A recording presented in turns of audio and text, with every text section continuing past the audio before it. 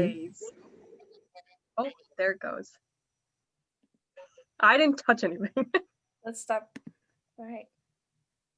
Continue. Well, I'm sorry your room's cold. Oh, they're letting people in now. Or stop talking. Peace out. Good luck. We haven't officially started yet. This is like the pre-talk chat, I guess. Get to know your presenters. So There's no secrets around here. Let's see here. Oh, that's interesting. Here we go. Okay. So I think our co-host is Colleen Byron, who should be coming shortly.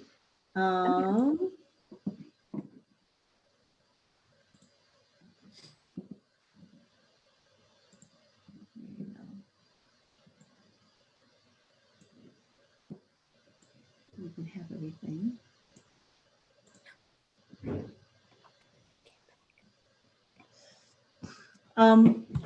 We did make some notes to the previous group who talked. During questions, it actually can be helpful to stop sharing your screen so that we can see the whole group at once, and any one of you can just respond to a question appropriately. So that's just one thing to note. Let's see here.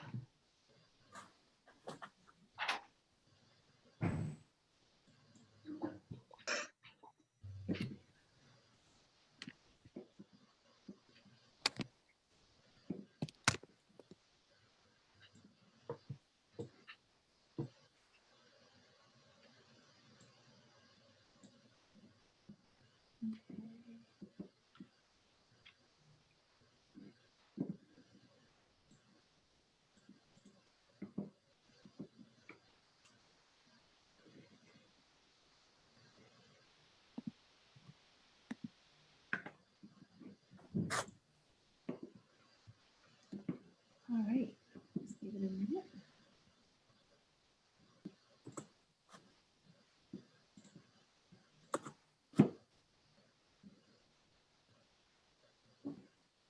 Okay, welcome everyone to our next presentation in our afternoon session for Catalyst Day Fall 2020. The presentation you are about to hear is titled Hidden Help, Providing Adolescents with an Inconspicuous Domestic Violence Resource. And the presenters are Jack Brady, Jada Colburn, Ryan Heisen, Kelsey Morris, and Alyssa Neighbor. You may begin. All right, hello everyone. Thank you for coming. I'm Kelsey Morris, and as Professor Byron stated, I had the pleasure this semester of working with Jack Brady, Alyssa Neighbor, Ryan Heaston, and Jada Colburn on our project, Hidden Help.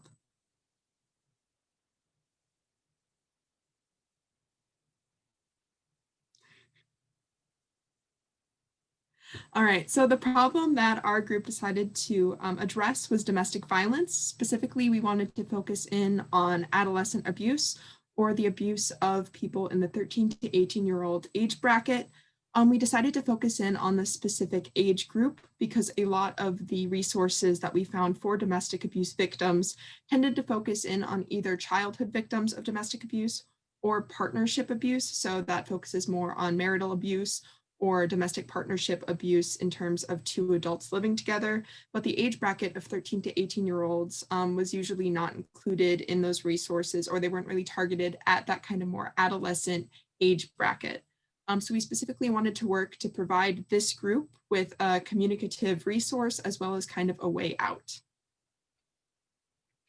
So our goals in our solution were to specifically focus in on victim aid and giving them a resource for communication.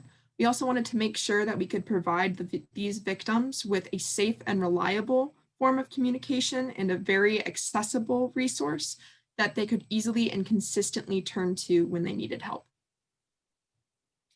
And then domestic abuse has been a huge issue in our country and also in Wisconsin, which is why our innovative idea is so significant. The rate of child abuse and neglect is 5 times higher for children and families that have a lower socioeconomic status. And in 2018, there were approximately 1,770 deaths due to this problem. And unless victims step forward, the number of children and adolescents that die from domestic abuse will only continue to rise. And this can only happen if they have an accessible, safe way for them to report it. It has also affected up to 10 million children. And then on this graph right here, you can also see how it affects almost every age group. There isn't really one that sticks out under the ages of 18. In all these charts, there's less than a 30,000 person difference between all these under the age of 18. And these numbers are very alarming and are a big part in why we chose this topic. And these statistics might not be entirely true. Teenagers are less likely to report that they are being abused. In fact, only 1 in 3 teens in Wisconsin have stated that they would report that they're being abused if they were in that situation. And this issue not only impacts the victims, but also other people who witness the abuse, whether it's verbal or physical or any other type of abuse. This could be anyone from siblings to friends. When witness domestic violence, they are twice as likely to become abusers when they're adults. And when girls witness domestic violence, they're definitely more likely to be the victims of abuse as adults. And those I just stated were from the country as a whole. And now we're going to dial into the numbers that are just Wisconsin, where we focus most of our research on. And a very big common conception is that young adults are the ones that do the abusing. This is actually very incorrect. While it does happen, they're 2 times more often the ones that are being abused, not the other. And those numbers are for the whole state of Wisconsin in 2005. The Wisconsin Department of Justice also reported that 13% of the domestic abuses involve children, which 13% might not seem like that much, but out of approximately 30,000 cases, that's still 3,750 of them that are children that's lives are being affected in a big way. It is also known that females in the age group 16 to 24 at a very high risk for domestic abuse, which showed us that we need to expand our target consumer a little bit to anyone that is going through abuse, but specifically anyone under the age of 24, because that's the demographic that is the most abused if we're just looking at the statistics. And then this next chart just shows how the abuse was categorized and who reported it.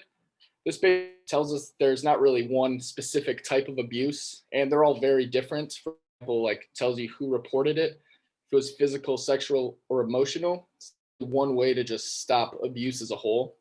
But we think our app would be able to help this. And then this pyramid explains how things can keep piling up when domestic abuse happens and can eventually snowball and lead to a early death in the yellow. The goal of our app is to stop these chains of events from happening by giving people the ability to try and safely stop the abuse before it gets worse. The physical abuse can cause regions of the brain to stop, which is extremely impactful if it's a child that's being abused. Like we saw in the last slide, the statistics, there are a lot of children that are being abused.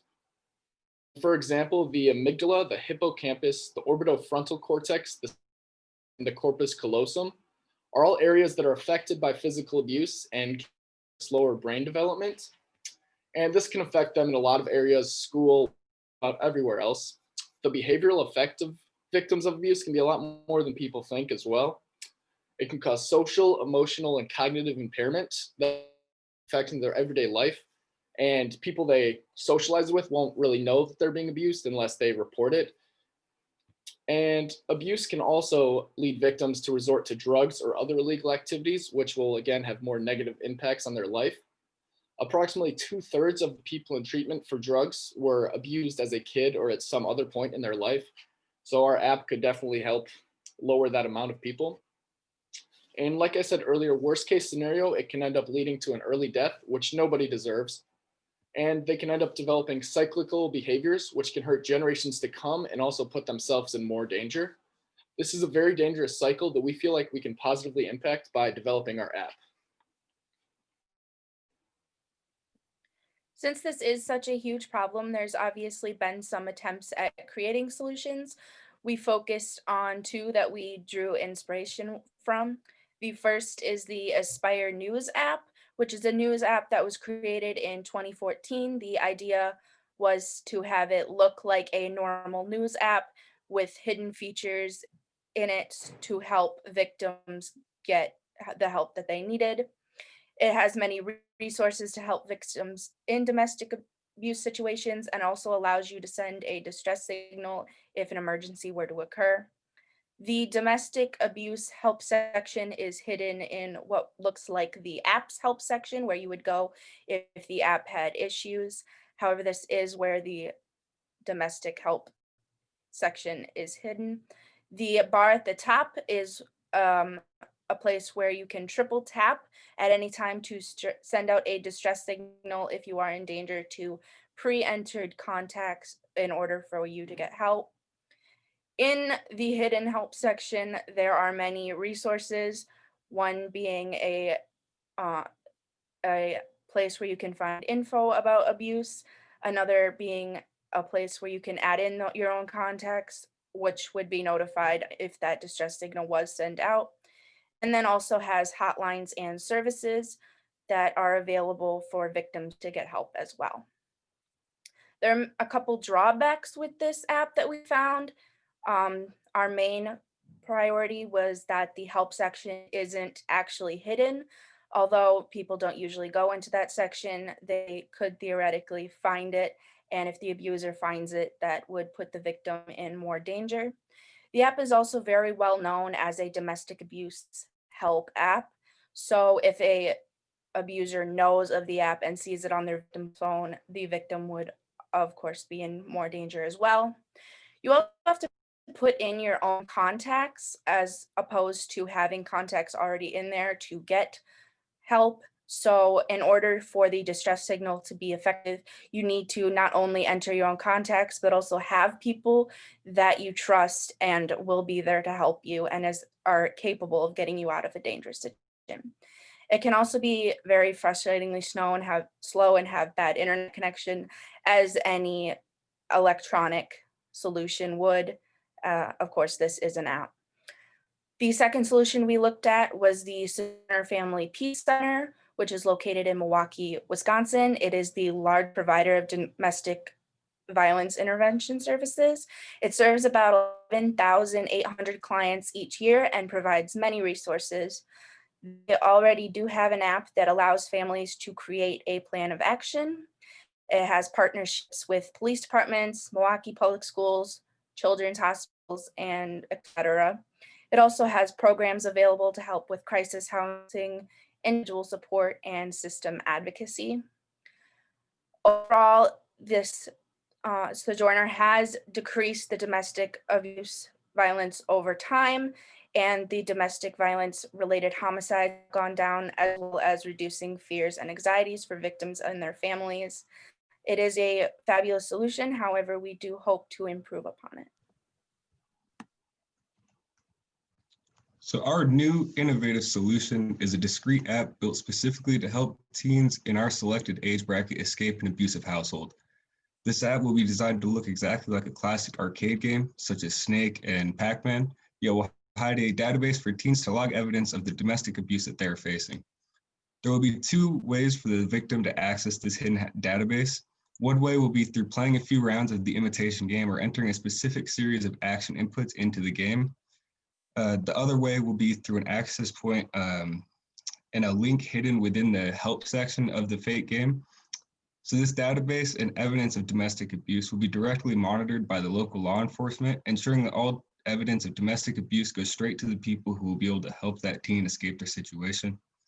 Having all of this data available to the police will ensure fast, reliable responses to an abusive situation and will ensure the police have all of the evidence they need to get that teen out and begin a criminal case against the abuser. Contact information for licensed therapists and other domestic abuse prevention resources will also be hidden along with this database to ensure that teens have as many options for help as possible. Designing this app will be no easy or cheap task. The projected initial cost, according to multiple app building websites, will range from $17,000 to $27,000. This cost will only continue to rise as we begin to expand out nationally and are forced to keep updating our app. It will also cost money for us to use and distribute our app on the Apple App Store and Google Play Store. The next biggest cost for our project will be hiring police officers to continuously monitor the data coming in from our app. We plan to hire 1 or 2 officers to monitor the data coming in from Milwaukee alone, and we'll need to continue hiring more officers as we expand nationwide. While creating the app, we will be focused on securing help from other domestic abuse prevention agencies and avoiding the same mistakes that previous similar solutions have made. We're striving for 2 main sources of funding to create our app. The first, and one of the most important ways we can secure funding, is through partnerships with other domestic abuse prevention agencies. The first one we're hoping to secure a partnership with is the Sojourner Family Peace Center. They are already a well-established foundation within Milwaukee with the resources available to them to help us develop our app. They already have an app designed for themselves, which is not similar to our app, and it still means that they have a team which is capable of designing and helping with the development of our app. The next biggest source of funding will come through the government. We plan to apply for the COPS Hiring Program Grant. The Office of Community-Oriented Policing Services, or COPS, provides grants for hiring new police officers, developing and testing innovative policing strategies, and provides training for community members. This grant will cover the cost of hiring our first 1 or 2 police officers for 3 years. And after these 3 years have passed, hopefully our program is up and running and a new position will be established in the police department for monitoring our database. Our group plans to continue to lobby the government for further necessary funding. Coding for our app will be very complex as we must work with the local law enforcement and keep all of our data encrypted and completely hidden within the app. This will likely require hiring a third-party development team. This creates a small risk of our data being outsourced and increases the risk of being hacked, but it will be necessary to ensure that our app is properly created and encrypted. As we'll be working with local law enforcement, our app must be coded in collaboration with the police to ensure that they have devices with access to our database at all times. One of the largest drawbacks of our app is the requirement of phone access. Some teens in abusive situations may not have access to a phone whatsoever, or it may be heavily restricted through parental guidance. We hope to develop a website version of our app, which may not be as well hidden, but will at least allow some form of access to our database. Another few potential drawbacks to this solution are the fact that adolescents may see the cloaking software on this app and think to use it in unintended manners or to log things that they want to cloak that don't have to do with being the victim of domestic abuse. But because our database will be directly monitored by local law enforcement, we truly do hope and believe that this will sway adolescents from using it to store personal information that does not relate to the app's purpose. As always with apps and other software, the world is constantly advancing, as is technology. And if the App Store or phones decide to update, we will also have to update our coding schemes, but that is also just a side effect of living in a world where most things are online and constantly shifting. And another drawback of this app is that it does require self-reporting. So it requires teens in abusive situations to know and be aware that they are being abused and then to have the courage to report it. But we do hope that with continuing education in kind of this area and field, and truly allowing a discreet and safe place for them to store this information, that would encourage them to turn to this resource and use it. So why will this solution work and why is it different than what already exists? Well, we specifically wanted to use what we saw as the failures of previous solutions to inspire this app. Truly, we wanted to focus on the discretion aspect of this app as well as the communicative abilities of it. As local law enforcement is constantly monitoring the logging database, evidence will immediately be available to them. So if that teen is in a situation where they are in immediate danger or there might need to be an arrest made or that minor needs to be removed from the situation, the police already have enough legal evidence to enact that situation or to actually leap in and make a change. There's also the aspect of professional reference and recommendation. We hope for the main spreading of information about this app to occur in a more professional setting in terms of therapists or licensed psychologists. This can happen in both school therapists, or if that teen or minor goes to a professional therapist and they believe that this minor could benefit from knowledge of this app or downloading this app, then they could recommend it. Another plus to this app is the fact that because we are constantly monitoring and in charge of this coding scheme, if there was ever a leak, like was with the Aspire News app, where the abuser might learn what that app looks like or what it does, we can very easily actually go in and change the appearance of the app, so the abuser will no longer be aware that that is what the app actually is. Such as changing the view of the game. So for example, if it appeared as Pac-Man in the phone, we could go in and change it, as my previous teammate said, to another game like Snake. We also wanted to make sure that our app did not stand alone. That is why we want to partner with as many pre-existing domestic violence places of help as we could. For example, the previously mentioned Sojourner Family Peace Center. This is an amazing, already established resource for any possible victims of domestic abuse. So rather than wanting to channel and funnel them into our own version of help, we wanted to be kind of a mouthpiece for them to reach out to other pre-existing solutions. Sojourner Family Peace Center is a great brick and mortar example of a resource that that teen or minor might be able to go to if they're experiencing a very strong form of domestic abuse. So we want to be able to connect them not only to other forms of help, but also our partners. In the future, we would like to potentially develop this app to have an internet browser adaptation. A minor in a domestic abuse situation might not have access to a telephone or a cell phone. And if they did have access to a smartphone, they might not be in control of what apps they can actually download. So the ability to reach hidden help through an internet browser would greatly increase the impact that this app or hidden help software could have. Again, a drawback of that could be VPN tracing and also internet history. But that is just something that we would have to work with the cloaking coding software. Again, we would always want to increase the speed of our app, so the efficiency of that data going from the teen's hands to the actual database where the local law enforcement could then look and use this data.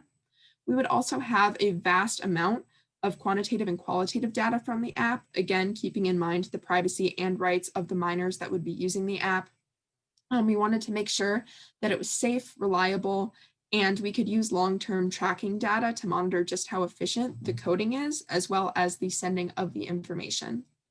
We would also hopefully want to expand our help or the availability of help, just in case there was a situation where an adolescent was taken across state lines.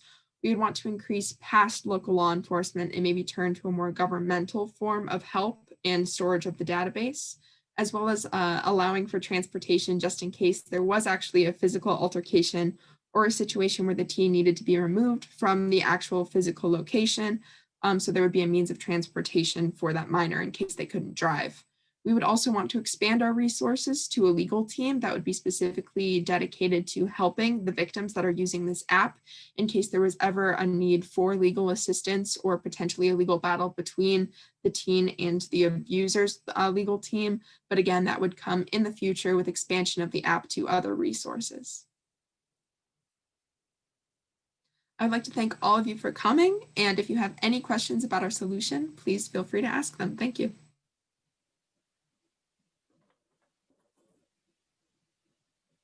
If you can unshare your screen now, and then we can open it up for people can either chime in or they can type their questions in the chat.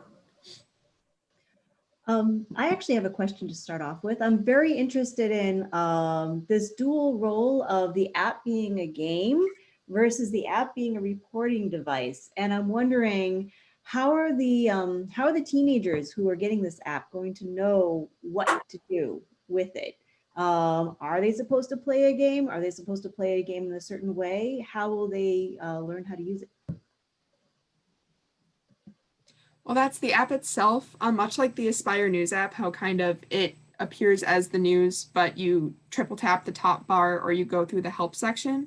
It would be similar to that, where there would be an action taken in the game that would lead to the database. In terms of the teen or victim being knowledgeable on how to access the database through reference or recommendation of the app itself in the App Store would not come across as advertised just as Pac-Man. It would probably be something like an off-brand Pac-Man or something similar. so that once it was recommended by the therapist or other professional, then the teen or adolescent could download it and know that. And there would either then be a separate set of instructions located somewhere for them to know how to access that database. There would either be information in the App Store, but again, that leads to the potential of an abuser finding it, or there would actually be kind of a, oh god, I'm blanking on the word, but basically when you, like in a game, when it teaches you how to do something, when you first download it and it says user manual, if you will, or kind of a teaching moment at the beginning of it, when the app is first downloaded, the teen would kind of have to go through like a slight short learning manual that would then not be activated again. So it would be kind of that initial set your password, and then they could set the actions in the game that they would need to use to unlock it and get to the database. So they would always be in control of what's going on, if that kind of answers your question or made sense. Yeah, I think that especially having some kind of password set or something at the beginning where it's like a secret in that you wouldn't be able to get to by just playing the game, however it is. Yeah. Okay. Tutorial. Yeah, sorry. That was the word I was looking for. There'd be a little tutorial at the beginning of how to set the password. Yeah, exactly. We have one person in the chat who's just saying fantastic presentation, great job. Reminder, please post your questions, or you can just mention something in your chat or speak up. I have a couple of questions. How do you squeeze the information about this application to the right people without the wrong people knowing about it? We were thinking about, oh, you got it. Sorry, Jack. There is always the potential for the abusers to find it, obviously. However, we hope that with the cloaking device, even if they do know that it's out there, a child could obviously download a Pac-Man or a snake game that they actually want to play, and it would look like that, and then the abuser looking at it wouldn't know the difference between the app for domestic abuse and the regular Pac-Man or snake game. And we are hoping to get this information out to like school counselors and medical professionals in order for them to, as they would notice, to be able to give this resource to those kids that may be being abused. And my other question is, I did read earlier today that that COVID is creating a situation where people who are being abused have to go back to living with their abusers. Now, have you researched anything about how this has gotten a bit more complicated? We did look into that a little bit. I think the drawback of COVID and the increase in kind of domestic violence and quarantine especially is definitely a very serious issue that is on the rise.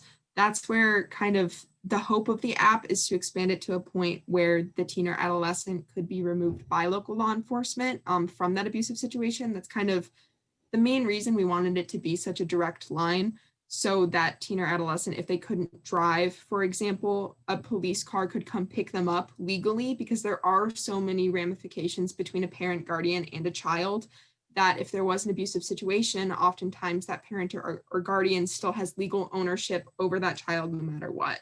And so that's why we wanted to have the evidence immediately in the hands of law enforcement. So even if it's just for a period of time where they could get more evidence or get a case set up against the abuser, they could be taken by the police out of that situation and then taken to a place like the Sojourner Family Peace Center or another potential place of partnership for them to stay during that time. In terms of the COVID situation in relationship to that, I think unfortunately with the rise of cases, the same solution would hopefully still apply, but that would also probably need further expansion in places for that teen to be relocated that currently would hopefully be developed in the near future as a resource due to the recent surge in cases. So there could be a capacity issue that don't have quite a handle on right now for where the person would go once the police pick them up. Yeah. I do know that with some of the research I did, that you called in the form of a domestic violence situation, CPS called, and when CPS is called, their first and foremost concern is the care of the child. So, and the stuff that I found stated that they would do everything to keep the child with a parent that is not doing the abuse, but then get both the parent and the child out of the abusive situation. Wow. Okay, well, let's thank this group again, and we'll go on to our next presentation. Thank you very much. Thank you. Thank you.